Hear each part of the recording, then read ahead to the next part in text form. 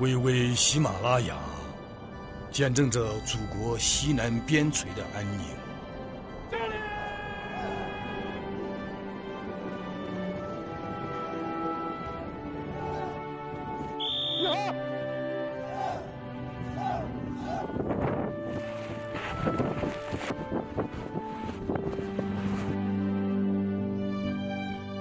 岗巴营，一支英雄的部队，一个响彻全国的名字。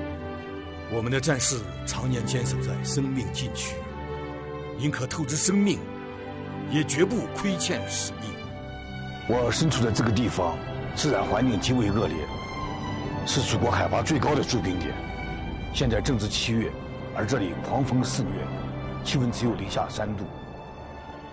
我手里拿到的是战士们宣誓主权的国旗。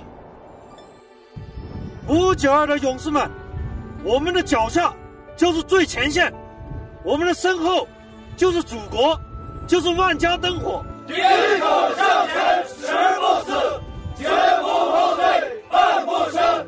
边防有我在，祖国请放心。为了这份信念，有的年轻的生命永远地留在了雪山之下。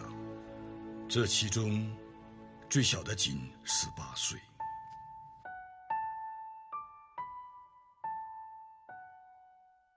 在云中哨所，妲己、慈恩曲珍、普赤，从1982年起，他们每周2到3次，风雨无阻地为当地几个边防哨所义务送菜、送信件包裹。这条艰险的拥军天路，3位阿妈一走就是40年。从美丽端庄的阿佳，变成了两鬓斑白的莫拉。越来越多的战士亲切地叫她阿妈了。妲己阿妈看到这张珍贵的照片时，回想起执勤中不幸牺牲的靳班长和2位战士，让她痛心不已。岁月更迭，初心不改，阿妈送走了一批又一批退伍的孩子们。班长你好。阿妈，我感觉你瘦了耶。瘦了吗？他妈妈老了啊。没有，还是一样的嘛。我也过来看你了，好吧？班长想你，班长保重啊，你们也保重。万家灯火璀璨的背后，是每一个守边人的默默奉献和艰辛付出。在绵长的边境线上，一支支由人民解放军、公安民警、党员干部、医护人员和各族群众共同组成的戍边守边队伍，像格桑花一样扎根边陲。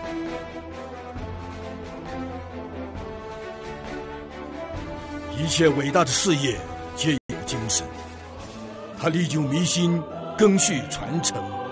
这里是培育理想与信念的精神高地。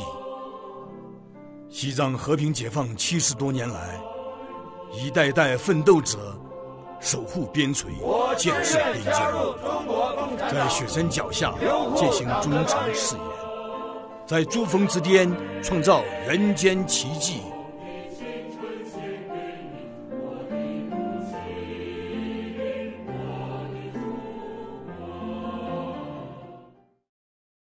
抖音